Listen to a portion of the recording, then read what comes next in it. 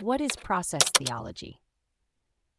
Have you ever wondered if the concept of God is static or if it evolves over time? This is where process theology comes in, a unique and fascinating approach to understanding the nature of God and the universe. Process theology is based on the idea that everything is in a state of constant change and development. This concept comes from the philosophy of Alfred North Whitehead, who published his ideas in Process and Reality back in 1929. According to this theory, God is not a fixed, unchanging entity, but rather a dynamic participant in the world's ongoing process. In traditional Christian theology, God is often seen as all-powerful, all-knowing, and perfect.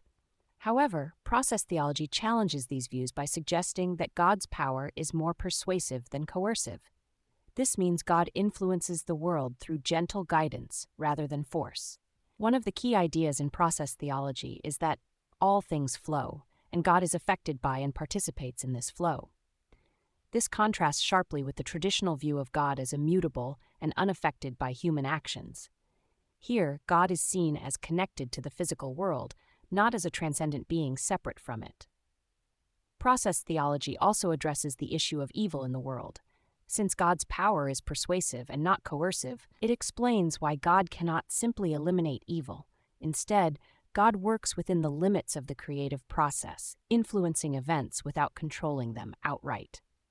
This theological approach has been developed further by thinkers like Charles Hartshorne, John B. Cobb Jr., and David R. Griffin. It's a perspective that sees God as evolving along with the world, rather than being a static observer.